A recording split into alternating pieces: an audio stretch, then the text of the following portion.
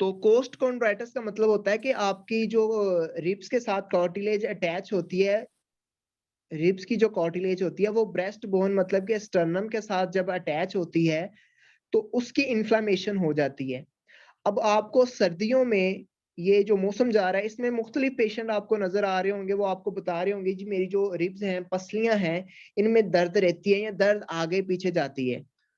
तो उसका मतलब ये नहीं होता कि आप उसको डायग्नोज़ कर दें कि आपको जी सर्दी लग गई है या सर्दी की वज़ह से आपके पेन हो रही है, तो आपने उस एरिया के जो है वो आपने पल्पेट करना है, ठीक है? सही अगर वो सर। पल्पेट करने से पेन हो रही है, तो आपने इस चीज़ को जो है वो डायग्नोज़ कर देना है कि कोस्ट कॉन्ड्राइटिस है। अब बाज़ दफ़ा ऐसा होता है कि अगर आपको कोस्ट कॉन्ड्राइटिस है मतलब कि आपको जो का रिब्स की कार्टिलेज हैं, जो कि ब्रेस्ट बोन और स्टर्नम के साथ जो है वो अटैच हो रही हैं, उसकी इन्फ्लेमेशन हो गई है, तो आपको हार्ट अटैक होने के भी चांसेस हैं। फिर आपके जो हार्ट के मुख्तलिफ प्रॉब्लम्स हैं, कोरोनरी हार्ट डिज़ीज़ आ जाती है, इस्केमिक हार्ट डिज़ीज़ आ जाती है, एंडोकार्डाइटिस आ जाता है, पेरिकार्डाइटिस आ जाता है। तो ये जो मुख्तलिफ बीमारियाँ हैं, ये भी कोस्टोकार्डाइटिस की वजह से हो सकती हैं। तो इसलिए आपने इस चीज़ को नॉर्मल नहीं लेना और पेशेंट से आपने पूछ लेना है, जब वो आपको हिस्ट्री देगा कि मेरे यहाँ पर भी पेन है, तो आपको पता चल जाना चाहिए कि ये हमने पढ़ा था, ये हमें चीज़ जो है वो पता है, कोस्टोकार्डाइटिस हो सकता है। Is okay? Yes sir. उसके बाद ये है कि हमारे पास ये गॉट और रिमेटॉइड आर्थराइटिस आ जाता है। ये कह लें कि यूरिक एसिड जो है उसकी अकोमुलेशन की वजह से ये बीमारी होती है। इसमें हम आरए फैक्टर जो है उसका टेस्ट करवाते हैं यूरिक एसिड का। अगर वो कह लें कि 8 पॉइंट से मतलब कि 7 पॉइंट से बढ़ गया है मतलब 7 जो है वो इसकी नॉर्मल वैल्यू है यूरिक एसिड की, जो आज का स्टैंडर्ड जा रहा है। अगर 7 से वो बढ़ जाती है दैट मीन्स कि यूरिक एसिड बढ़ गया है जिसकी वजह से जो है वो पेशेंट को गॉट वगैरह और रूमेटॉइड आर्थराइटिस है। ठीक है? Yes sir. उसके बाद आ जाता है हिस्ट्री ऑफ सर्टेन कंडीशंस मतलब कि ये चीजें भी आपको पता होनी चाहिए कि जो शुगर वाला पेशेंट होता है जिसे डायबिटीज मेलाइटस होता है उसको भी ये ऑस्टियोआर्थराइटिस होने के चांसेस ज्यादा हैं और ये जब आप रिसर्च करेंगे अपने फ्यूचर में तो आपको ये चीजें अगर टॉपिक मिलेंगे तो आपको पता चल जाएगा कि वाकई ये डायबिटीज जो पेशेंट होता है इसके फ्रोजन शोल्डर भी होता है ठीक है स्किन का भी इशू होता है सर्वाइकल रेडिकुलोपैथी भी होती है न्यूरोपैथी भी होती है ठीक है? उसके बाद डर्मोन्यूरोपैथी भी होती है, ठीक है? तो ये चीज़ आपने याद रखनी है शुगर की वजह से भी ऑस्टियोआर्थराइटिस हो सकता है। उसके बाद आ जाता है हमारे पास मॉर्फन सिंड्रोम। अब ये मॉर्फन जो है ये सिंड्रोम क्या होता है कि ये एक इनहेरिटेड जो है वो डिसऑर्डर है। ये लिख लीजिएगा कि ये हमारे जो कनेक्टिव टिश्यू होते हैं ना, ये उन पे इफेक्ट होता है इसका। और अगर किसी को मॉर्फन सिंड्रोम है, रिपीट कर दें तो काइंडली? उसके पहले क्या? ये काइंडली रिपीट कर दें ये जो आपने बताया अभी मार्फन सिंड्रोम का? ये मैं आपको मार्फन सिंड्रोम का बता रहा हूँ। कुछ इसको मार्फन बोलते हैं, कुछ मार्फान बोलते हैं, मरफान बोलते हैं। ये आपने इसको याद रखिएगा। मार्फन सिंड्रोम जो है ये कह लें कि इनहेरिटेड डिसऑर्डर है, जो कि हमारे कनेक्टिव टिश्यू को जो है अफेक्ट करता है। और इसकी वजह से कौन से हमारे बॉडी के पार्ट हैं जो अफेक्ट होते हैं या जिन पे इफेक्ट होता है। सबसे पहले आ जाता है हार्ट, हमारा दिल, eyes, blood vessel and skeleton. ठीक है? अगर ये किसी पेशेंट को बीमारी होती है या ये वाली चीजें आपको नजर आ रही हैं कि उसकी आंखों में भी मसला है, उसके दिल को भी मसला है, ब्लड वेसल्स का भी कोई मसला है, मतलब कि कहीं पे आपको जो है वो कह ले कि नजर आ गई है, 15-20 न्यूरोपैथी ਪਹਿਲਾਂ नजर आ ਜਿੰਨੇ गई ਦਾ है, ਮਰਜ਼ੀ डर्मोपैथी नजर आ गई है। ਸੈਲਡ ਤੋਂ ਪਤੀਸਾ ਲਾ ਸੁੱਕੀਆਂ ਰੋਟੀਆਂ ਤੋਂ डॉक्टर तरीम इसको फौरन निकालें यहाँ से। ਰੱਦੀ ਕਿਤਾਬਾਂ ਤੋਂ ਪਤੀਸਾ ਲਾ ਅੱਡੇ ਵਾਲੀਆਂ ਜੁੱਤੀਆਂ ਜੋਗਰ ਬੂਟਾਂ ਤੋਂ पतीसा ला और ਵਾਲਾਂ नेक्स्ट ਤੋਂ जो आपने पतीसा जो वेबिनार रखना है तो उसमें ईमेल लाजमी ऐड कीजिएगा कि ईमेल के बगैर कोई ना ऐड हो। तो बेटा ये चीज मैं आपको बता रहा था कि मर्फन सिंड्रोम जो है इसमें इनहेरिटेड डिसऑर्डर है, हमारे जो कनेक्टिव टिश्यू है उस पर इफेक्ट होता है, हमारे जो हार्ट है, आईज हैं, ब्लड वेसल्स हैं और स्केलेटन जो है वो डिस्टर्ब होती हैं। ठीक है, उसके बाद हमारे पास आ जाती है विल्सन डिजीज। अब ये जो विल्सन डिजीज होती है इसमें क्या होता है कि हम जो कॉपर होता है वो हमारे लिवर के अंदर जो है जाके अकोमुलेट हो जाता है, मतलब कि हमारे लिवर के अंदर जब कॉपर जमा होता है या ब्रेन में जमा होता है या किसी और कह ले के बॉडी के पार्ट में जमा होता है तो उसको हम उस बीमारी को हम देते हैं विल्सन डिजीज बोलते हैं। और ये कह लें कि 5 to 35 ईयर यंग और ओल्ड एज में होता है, मतलब 5 साल से के हो सकता है। इसमें होता है क्या है कि कॉपर जो होता है वो हमारे लिवर के, ब्रेन में और मुख्तलिफ जो बॉडी के पार्ट हैं, ऑर्गन्स हैं, उनमें जाके ये अकोमुलेट हो जाता है, जिसे हम विल्सन डिजीज बोलते हैं। और अगर किसी पेशेंट को पहले पास्ट में विल्सन डिजीज रही है तो उसको भी ऑस्टियोआर्थराइटिस होने के चांसेस ज्यादा हैं। उसके बाद जो है कह लें कि हमारे पास जॉइंट इन्फेक्शन आ जाती है, मतलब कि किसी पेशेंट का जो है वो कह लें कि पास में ऑपरेट हुआ है, वहां पर जॉइंट में जो है वो कोई इन्फेक्शन वगैरह हो गई है, या यहाँ पर जो है वो सेप्टिक आर्थराइटिस आ जाता है।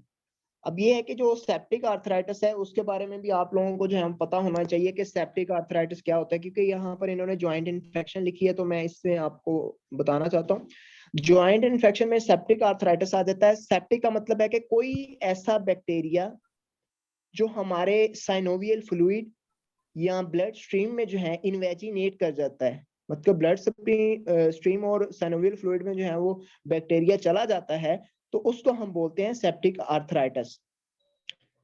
अब ये है कि सेप्टिक आर्थराइटिस में कौन सा बैक्टीरिया दाखिल होता है, उसका नेम है स्टेफाइलोकोकस ओरियास। जब आप लिख लें मुझे बताइएगा। यस सर, लिख लिए सर। उसके बाद हमारे पास आ जाता है एलकैप्टोनूरिया। अब ये एलकैप्टोनूरिया क्या होता है? एलकैप्टोनूरिया को आमतौर पे हम ब्लैक यूरिन डिजीज भी कहते हैं, और ये कह ले कि रेयर होती है, मतलब कि ज्यादा नहीं, कॉमन नहीं है, ये रेयर है। ठीक है, ये होती किस वजह से? ये जीन डिफेक्ट की वजह से होती है।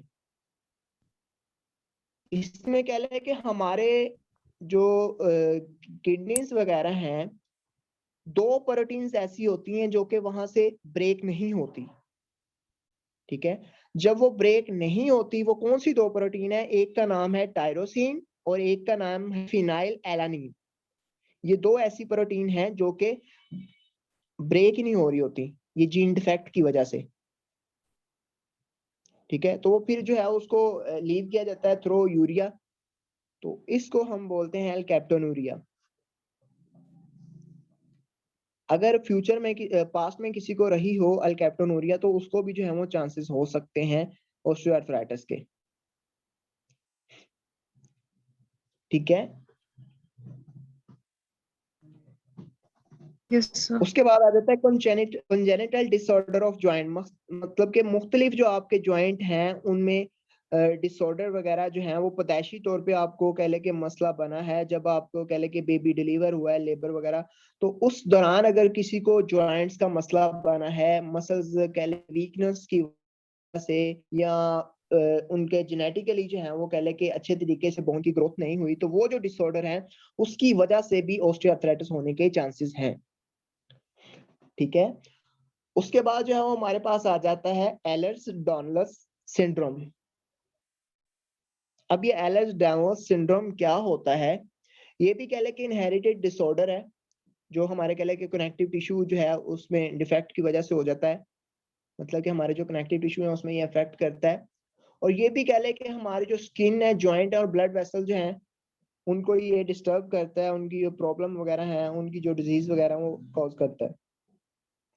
अब एक चीज जो याद रखने वाली है उसमें ये है कि इसकी जो लाइफ एक्सपेंसी है या लाइफ एक्सपेंसी है वो 40 और 48 होती है। मतलब कि अगर किसी को, ये चीज आप लोगों ने याद रखनी है कि अगर किसी को ब्लड वेसल्स की बीमारी है, मतलब कि उसकी वेसल्स वगैरह का कोई इशू है, तो वो मैक्सिमम 40 से लेके 48 साल की उम्र तक जिंदा रह सकता है। ठीक है, अगर किसी की ब्लड वेसल्स को मसला है। ठीक है। ये उसमें एक चीज ये भी आ जाती है एलिस डर्गस सिंड्रोम। तो इसमें जो लाइफ एक्सपेक्टेंसी है वो कह ले कि 40 से लेके 48 ईयर तक है। तो ये भी आप लोग जो है ये चीज याद रखिएगा कि आपको जब ऐसे कोई पेशेंट मिले तो आपने वो चीजें उनके देखनी है।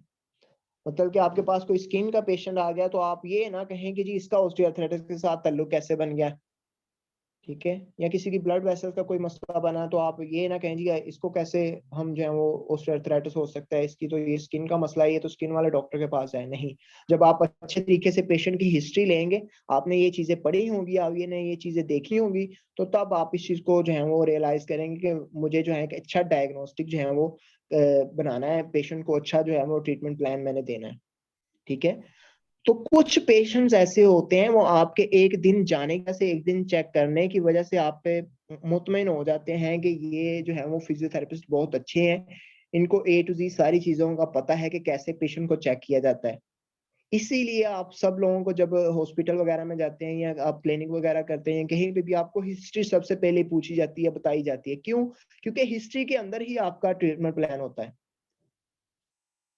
उसके बाद आ जाता है हमारे पास हीमोक्रोमाटोसिस।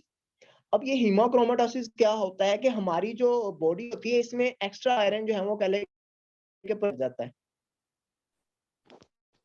तो हमारी बॉडी में एक्स्ट्रा आयरन प्रोड्यूस होता है या एक्स्ट्रा आयरन कह बुल्ट अप होता है, तो उसमें क्या होता है कि हमारा जो लिवर होता है उसके भी फंक्शन कम हो जाते हैं, मतलब लिवर का मसला बन जाता है, हार्ट का मसला बन जाता है, पैंक्रियाज का मसला बन जाता है, एंडोक्राइन ग्लैंड्स होती हैं उसका मसला बन जाता है, जॉइंट का मसला बन जाता है।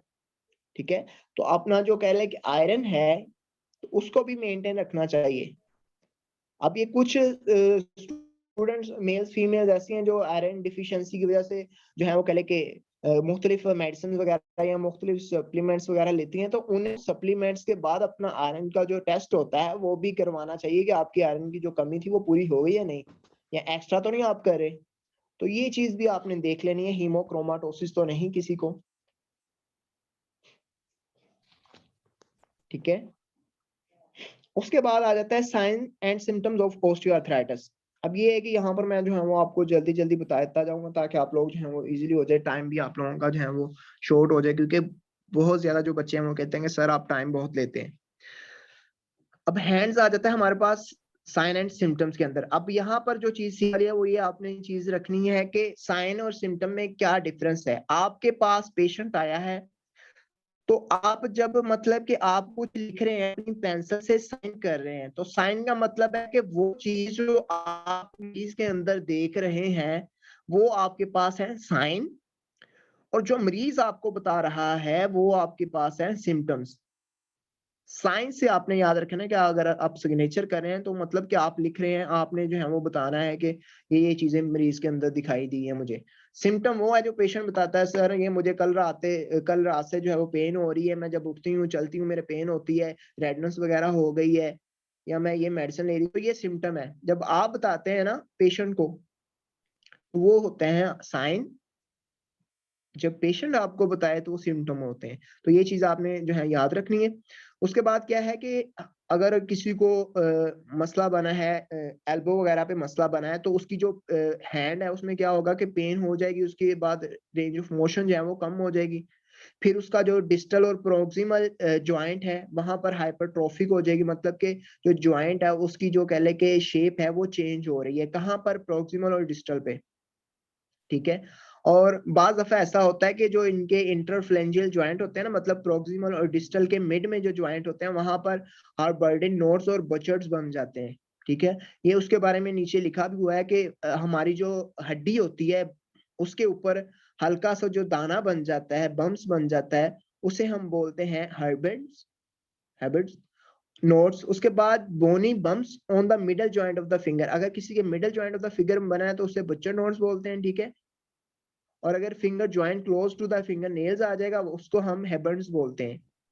ठीक है। नोट्स का मतलब होता है कि कोई भी उभार सा बना हुआ है आपके ज्वाइंट पे।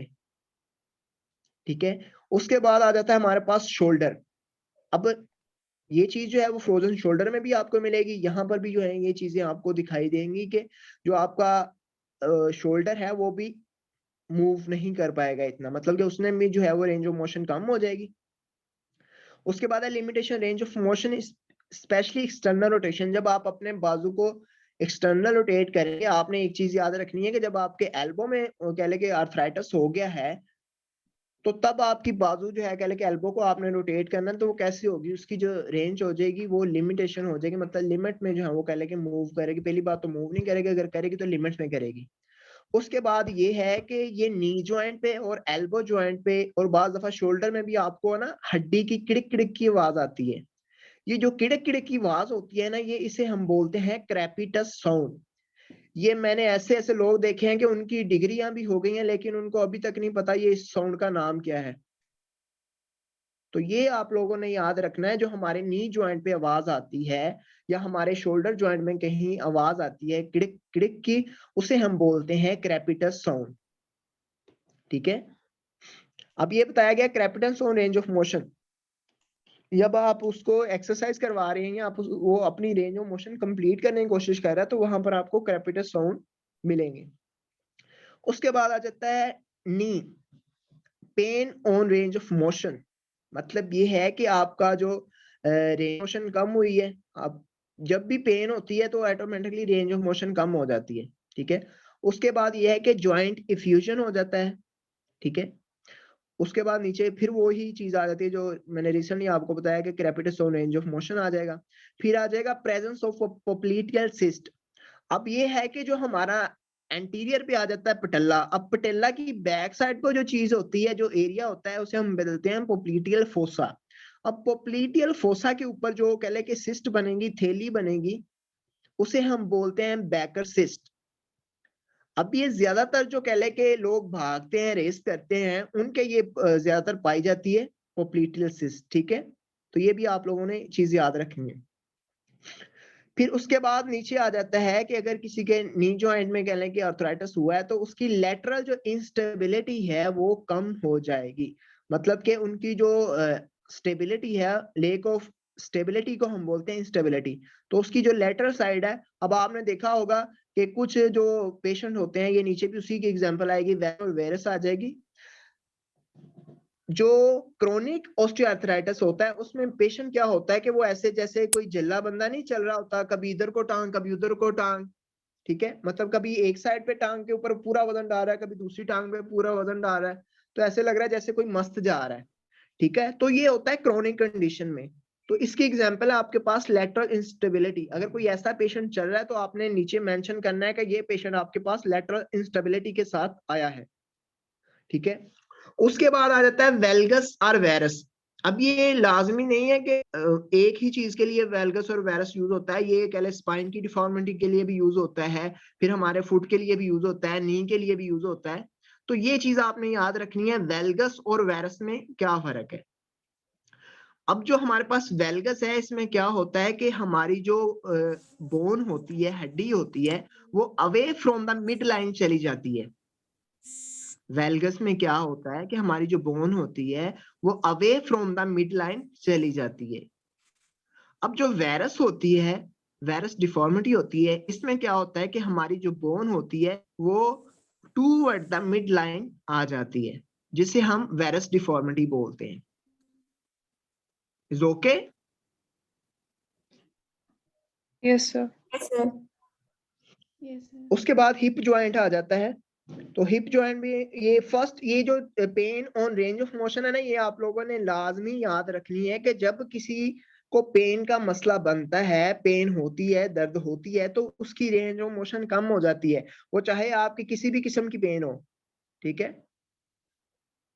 अब अगर किसी का हाथ जल गया है, किसी की टांग जल गई है, किसी का कह ले कि फेस को कुछ मसला बन गया, तो तब भी तो आपको पेन होती है ना। तो जब पेन होती है तो आपकी वो एक्टिविटी जो होती है, फंक्शनल एक्टिविटी होती है, वो कम हो जाती है।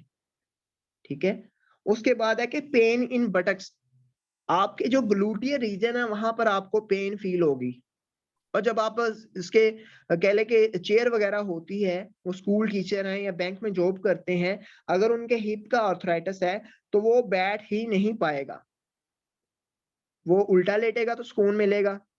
ठीक है, या वो लेटेगा तो उसको सुकून मिलेगा, क्योंकि बैठेगा तो सारा उसके बटक के ऊपर प्रेशर आएगा, तो तब पेन बढ़ेगी। उसके बाद ये है कि वो अपनी अगर इंटरनल रोटेशन करते हैं फुट के साथ, हिप की, तो उसमें क्या होगा कि रेंज ऑफ मोशन कम हो जाएगी। उसके बाद हमारे पास आ जाता है फुट। अब ये है कि pain and ambulation specially at first metatarsophalangeal joint. अब ये हमारे जो पाँव के कह लें कि मेटाटार्सल फ्लेंजियल जॉइंट है, वहां पर आपको पेन फील होगी, ठीक है। उसके बाद है limited range of motion of first metatarsophalangeal joint. अब ये मैं जो चीज आपको पीछे बता रहा था कि अगर हमारे कह लें कि लाजमी नहीं है कि नी जॉइंट पे मसला हो या हमारे एल्बो में जो है वो वेल्गस एंड वेरस आ जाए, हमारे जो कह ले के टोज है, मतलब कि ग्रेट हमारा जो टो है उसमें अगर डिफॉर्मिटी आ जाती है, वो कह ले के वेल्गस डिफॉर्मिटी भी हो सकती है, रिजिडस भी हो सकती है, तो ये चीजें जो है उसमें ऑस्टियोआर्थराइटिस में रोनमा हो सकती हैं, ठीक है। अब हमारे पास जो है वो आ जाता है स्पाइन।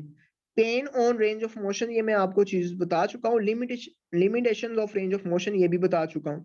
अब ये है कि lower extremity sensory loss, reflex loss, motor weakness cause by nerve root impingement. अब ये आपको एक वर्ड मिलेगा मुख्तलिफ बीमारियों में, इम्पिंजमेंट। अब ये इम्पिंजमेंट क्या होता है कि कोई भी स्ट्रक्चर आपकी बॉडी में से गुजर रहा है, चाहे वो आरसीआई है, रोटेटर कफ इंजरी है, या कोई और आपके मसल्स के कह ले कि इंटरनल साइड से जो है वो आपकी कोई नर्व जो है वो गुजर रही है, अगर उसके ऊपर प्रेशर आ गया है, दबाव आ गया है, तो उसे हम बोलते हैं इम्पिंजमेंट। अब यहाँ पर उन्होंने ये बताया है कि जब आपके ये कह लें कि आर्थराइटिस है, ये आपको जब आप किसी के एमआरआई देखेंगे ना स्पाइन की, तो आपको वो साथ में आर्थराइटिस मुख्तलिफ पॉइंट का बताएंगे, ठीक है। फेसेट आर्थोपैथी बताएंगे, ठीक है। तो जब ये चीज आएंगे तो साथ में ये चीजें भी बाद दफा मेंशन होती हैं कि इस जॉइंट के ऊपर जो है वो नर्व गुजरी थी, उसकी कंप्रेस की वजह से आपका ये मसला बना है। तो जो आपका लोअर एक्सट्रीमिटी है, मतलब कि आपका जो लोअर लिम्ब है, उसमें सेंसरी लॉस हो जाएगा, रिफ्लेक्स लॉस हो जाएगा, मतलब कि आपका जो नी की मूवमेंट करेगा, आपकी जो मोटर स्किल्स है, मतलब कि मूवमेंट वगैरह है, वो वीक हो जाएंगी। किसकी वजह से वीक होंगी? वो है आपका नर्व रूट इम्पिंजमेंट। अब ये एक चीज है जो कि मैं आप लोगों के साथ शेयर करना चाहता था, क्योंकि अगर नी का टॉपिक है तो नी के टॉपिक के रिलेटेड कोई चीज है तो आप लोगों से जो है वो डिस्कस करना जो है वो जरूरी है। तो इस चीज को जो है वो आप अच्छे तरीके से देख लीजिएगा। अब ये जो ओस्टियोकोंड्रोमा होता है ना, ये कह लें कि नॉन कैंसरस, कह लें कि वो है कैंसरस सेल्स होते हैं इसमें, बोन ग्रोथ इसकी होती है। अब ओस्टियो मैंने आपको बताया था बोन, अब कोंड्रा में आ जाएगा या कोंड में आ जाएगा कि आपकी कार्टिलेज, हड्डी, बोन और कार्टिलेज का जो आगे कह ले कि नॉन कैंसरस बोन ग्रोथ होती है, उसे हम बोलते हैं ओस्टियोकोंड्रोमा। अगर आपके पास एक्सरे में आ जाए तो आपने कैसे आपको पता चलेगा कि इसको ओस्टियोकोंड्रोमा है? ये अभी मैं आपको रेड जो है इससे शो करता हूँ, ये आपको एरिया नजर आएगा, ये ओस्टियोकोंड्रोमा को शो कर रहा है। ये हमारी कह ले कि ग्रोथ प्लेट आ जाती है, ये वाला एरिया जो है ग्रोथ प्लेट है, ये दोनों। तो ये आपको फीमर वाला जो है ये नजर आ रहा है, ये नीचे आपके कह ले कि उसमें टीबिया में चला गया, मतलब कि ये आपके टीबिया में, ठीक है, ओस्टियोकोंड्रोमा, और ये आपके फीमर में ओस्टियोकोंड्रोमा, ठीक है। अब ये उन्होंने बताया है कि ये कब जो है वो रोनुमा होती है, ये 10 साल से लेके या 10 साल से लेके 30 साल के जो लोग होते हैं उनमें ये पाई जाती है। और ये किन, अब ये एमसीक्यूज भी आपसे फ्यूचर में कोई पूछ सकता है कि ये किन बोन्स में होती हैं, ये लॉन्ग बोन्स में होती हैं, लेग, पेल्विस, शोल्डर ब्लेड में, ठीक है। Is clear? Yes, sir. उसके बाद ये मुख्तलिफ जॉइंट हैं जिनका आप लोगों को पता होना चाहिए कि यहाँ पर जो है वो पेन होती है। अब जो मैंने आपके साथ जो डिस्कस किया है ना सारा, वो नी का, फिर हिप का, ये अब ये सारी चीजें आप जो है ना इनको अच्छे तरीके से देखें। अब सबसे पहले हैंड पे आ जाए, जो मैंने आपको बताया था कि मेटाकार्पल और कार्पल जो है या फ्लेंजियल जॉइंट है, यहाँ पर भी जो है वो बम्प्स वगैरह बन जाते हैं, ठीक है। बुचर्स और बोनी जो है वो कह ले कि हर्बेंट्स जो बम्प्स बनते हैं वो इन जॉइंट्स पे बनते हैं, जो मैंने आपको बताया था।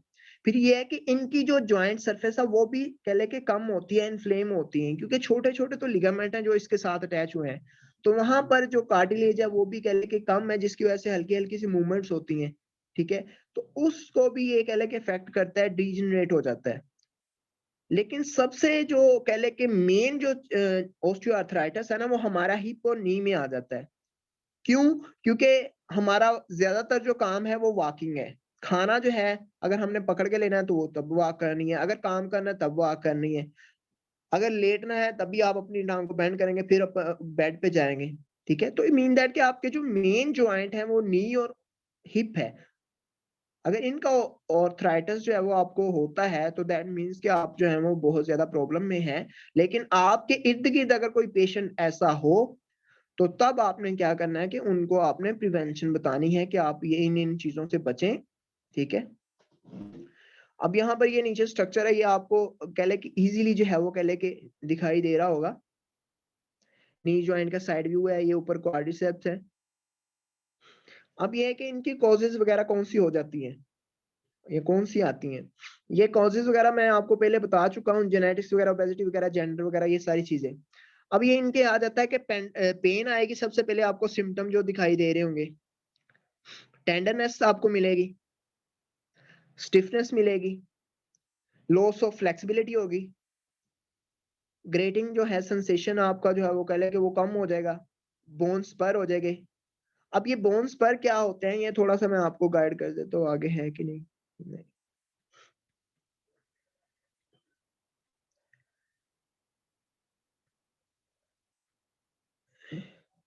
बोनिस पर क्या होता है कि ये अगर हमारे ओस्टियोफाइट है ना, तो ये थोड़े से और नीचे हो जाएंगे। ठीक है, और ये कॉर्नर टाइप, मतलब कि वो गोलाई में सर्कुलर फॉर्म में मिल जाएंगे आपको, तो इसको हम बोलेंगे बोनिस पर। ये इससे भी आगे वाली जो स्टेज होती है ना उसमें होते हैं। ठीक है,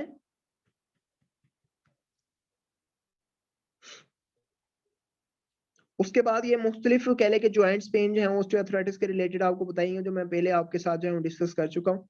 अब ये है कि अकेला ऑस्टियोआर्थराइटिस को डिस्कस नहीं करना था, बाकी सब भी डिस्कस करना है ताकि आप लोगों को पता हो। ये नहीं है कि आपसे कोई क्वेश्चन कर रहा हो जी ऑस्टियोआर्थराइटिस किन किन में होता है, तो आप बस कहें जी नी में होता है क्योंकि हमने नी में पढ़ा। नहीं, आपने बाकी भी जो ज्वाइंट है उनका बताना है। ठीक है, उसके बाद आ जाता है हमारे पास नी ऑस्टियोआर्थराइटिस के जो हमारे पास ऑप्शन है ट्रीटमेंट के, वो 3 हैं। एक तो होता है नॉन मेडिकल। अब नॉन मेडिकल जो ट्रीटमेंट होता है इसमें आपने चीज याद रखनी है कि वो फिजियोथेरेपी के रिलेटेड है। अब फिजियोथेरेपी के जो रिलेटेड है उसमें आपने क्या करना है, ओबेसिटी को कम करना है, मतलब कि पेशेंट का वेट कंट्रोल करना है। आपने जो पेशेंट के कह ले के मसल्स हैं, हमारे हैमस्ट्रिंग आ जाते हैं, क्वाड्रिसेप्स आ जाते हैं, काफ मसल्स आ जाते हैं, उनको आपने स्ट्रेच देना है, उसको स्ट्रेंथ देनी है, उसको पावर देनी है, ताकि वो जो तमाम तरह कह ले के वेट आ रहा है हमारे नी जॉइंट पे, उसको मसल जो है वो बियर करें, देन जो है वो नी जॉइंट पे आए। ये पहले आपको मैं चीज बता चुका हूँ कि हमारे जब quadricep, hamstring, calf muscle week होते हैं तो तब हमारे ये ज्यादा चांसेस होते हैं ऑस्टियोआर्थराइटिस होने के। ठीक है, तो इनको आपने स्ट्रॉन्ग रखना है।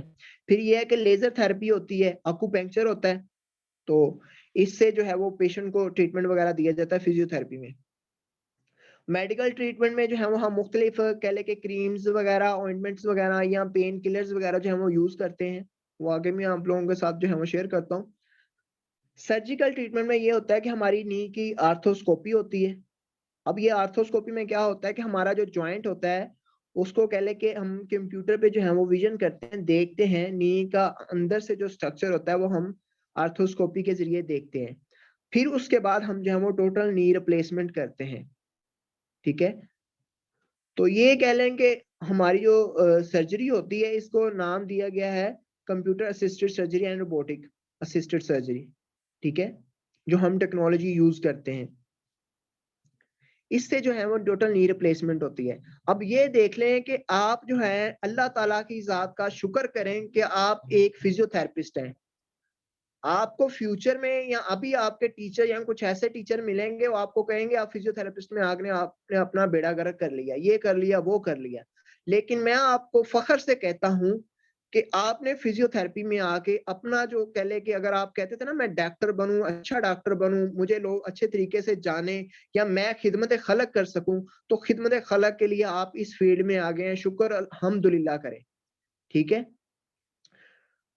क्योंकि कोई भी ऐसा प्रोफेशन नहीं आपको चुनना चाहिए, कोई ऐसा प्रोफेशन चुनना चाहिए जिसमें आप लोगों की खिदमत कर सकें, और खिदमत भी ऐसी हो कि आप पैसे भी कमा रहे हो और खिदमत भी हो रही हो। तो ये फिजियोथेरेपी वाहद कह ले के 45 मिनट्स 1 घंटे का टाइम हम देते हैं पेशेंट को, जिसके अंदर पेशेंट के साथ हमारे बहुत अच्छे अखलाक के साथ डीलिंग हो जाती है, वो फैमिली हमारी बन जाती है, ठीक है। उसके अलावा ये है कि हम उनको अच्छे तरीके से डील करते हैं, तो वो इस चीज को भी मानते हैं, ठीक है। लेकिन ये है कि जब हमारा कंपटीशन आएगा, हमारी फीसें वगैरह भी बढ़ जाएंगी, हमारी जो अवेयरनेस है वो भी लोगों को बढ़ जाएगी। तो ये वही चीज आ जाती है कि आप लोगों को जो है वो एक अच्छा फिजियोथेरेपिस्ट जो है वो बनना होगा। और इच्छा जो आप एक अच्छा फिजियोथेरेपिस्ट बनेंगे वो कैसे बनेंगे, जब आपकी क्लिनिकल प्रैक्टिस अच्छी होगी। तो क्लिनिकल प्रैक्टिस तभी अच्छी होगी जब आपका नॉलेज जो है वो अच्छा होगा। उसके बाद ये मुख्तलिफ कहले के एक्सरसाइज है, ये मैंने उधर बताई हैं, इधर भी आप देख लीजिएगा। अब इसमें ये है कि हमारे यहाँ ये आप देखें, बाकी छोड़ दें। ये हम किसको स्ट्रेच कर रहे हैं, हम क्वाड्रिसेप्स जो मसल्स हैं, हम हमारे जो हैमस्ट्रिंग मसल्स हैं, सेमी मेम्ब्रेनस, सेमी टेंडोनेसिस, ठीक है। तो ये 3 मसल्स होते हैं, इनको हम स्ट्रेच कर रहे हैं। ये मैंने आपको फर्स्ट में पहले बताया है कि जब हम इसको स्ट्रेच करेंगे या हम क्वाड्रिसेप को स्ट्रेच करेंगे या काफ को स्ट्रेच करेंगे, मतलब ये है कि हम अपने नी जॉइंट को स्टेबल कर रहे हैं। तो ये जो मसल्स हैं स्ट्रॉन्ग होके हमें स्टेबिलिटी प्रोवाइड करेंगे। उसके बाद ये आ जाता है, अब ये कुछ कंडीशंस ऐसी होती हैं जिनमें आप हर एक तरह की एक्सरसाइज पेशेंट को नहीं करवा सकते। मतलब ये नहीं है कि एक एक्सरसाइज है वही आप सब पेशेंट को, आपको पेशेंट मिलते जा रहे हैं, आप वही ऑस्टियोआर्थराइटिस की जो है वो एक्सरसाइज करवा रहे हैं, नहीं। आपने क्या है कि आपने वो वाली एक्सरसाइज करवानी है जिससे पेशेंट जो है वो इजीली भी कर ले और ठीक भी हो जाए। अब इसके अल्टरनेटिव जो है वो मैंने काफ की स्ट्रेच बताई है वीडियो में, वो आप लोगों के साथ एंड पे शेयर कर दी जाएगी, तो आपने वो यूट्यूब चैनल जो है वो सब्सक्राइब भी कर देना और वीडियो भी देख लेनी है। उसके अंदर है कि हमने एंकल पंपिंग एक्सरसाइज करवानी है जिससे हम काफ मसल्स को स्ट्रेच कर रहे हैं इजीली, ठीक है। अब ये देखें कि आपके पास ग्रेड 3 में पेशेंट आ गया, वो कैसे खड़ा होगा या वो कैसे खड़ा होकर ये एक्सरसाइज करेगा, ठीक है। तो ये उनके लिए एक्सरसाइज है जो एक्यूट कंडीशन में है। उसके बाद ये एक्सरसाइज है, ये भी मैंने उधर बताई है। स्ट्रेट लेग रेज आपने करनी है कि दूसरी जो टांग है वो आपने जो है वो कह ले के फ्लेक्स कर लेनी है। उसके बाद आपने ये टांग जो है 30-40 डिग्री जो है वो आपने ऊपर लेके जानी है, मतलब कि दूसरे जो नी जॉइंट है आपका उसके इक्वल होनी चाहिए, ठीक है। तो इससे जो है वो कह ले कि आपके जो ये मसल्स हैं ये स्ट्रोंग हो जाएंगे। जब आपके मसल्स चाहे वो क्वाड्रिसेप्स है, हैमस्ट्रिंग है या आपकी काफ है, वो स्ट्रोंग होंगे तो आपका नी जॉइंट जो है वो भी कह ले के रिलैक्स हो जाएगा, और उसमें जो कह ले कि स्पेस वगैरह उस पर भी इफेक्ट होगा कि आपकी स्पेस भी थोड़ी सी कह ले के बढ़ जाएगी, मतलब पहले कम थी अब थोड़ी सी बढ़ जाएगी मसल स्ट्रोंग होने की वजह से। वो क्यों? क्योंकि आपका वेट जो है वो नी जॉइंट की बजाय पहले मसल्स पे पड़ेगा, मसल्स उसको जो है वो बियर करेंगे।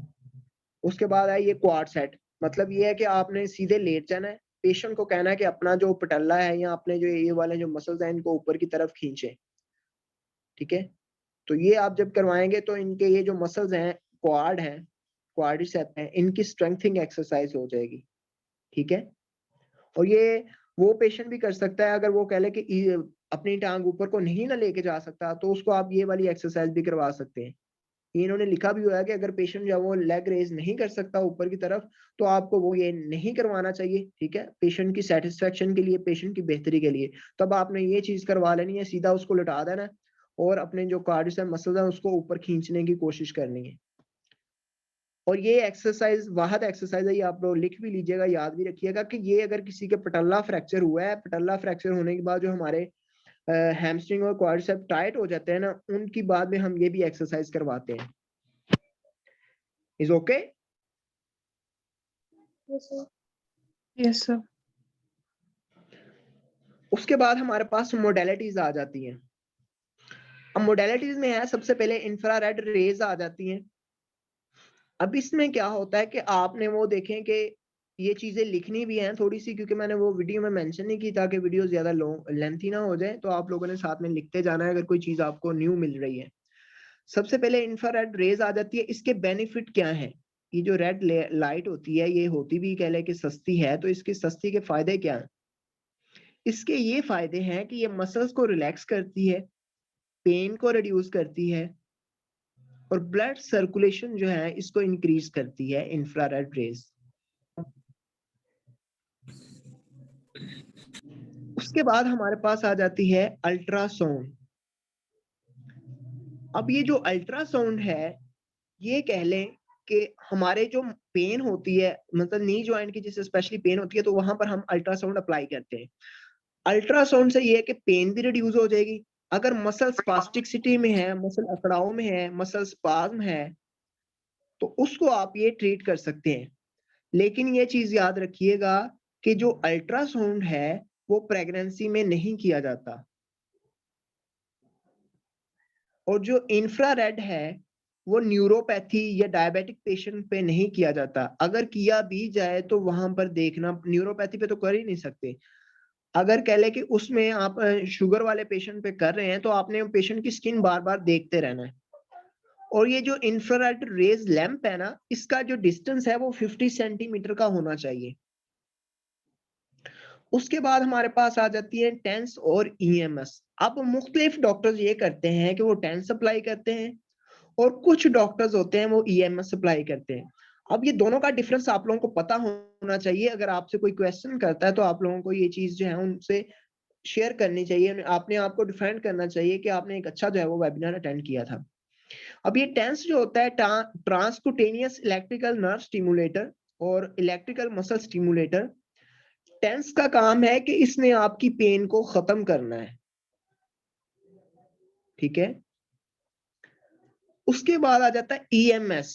ईएमएस का काम है कि कोई भी आपको न्यूरो के रिलेटेड कोई मतलब पार्किंसनिज्म हो गया है, आपके कह लें कि फालज का अटैक हो गया है, या और जो है कह लें कि आपको फेशियल पाल्सी हो गई है, या मुख्तलिफ और न्यूरो के डिसऑर्डर हैं वो हो गए हैं, तो तब आप जो है वो ईएमएस अप्लाई करेंगे, ठीक है।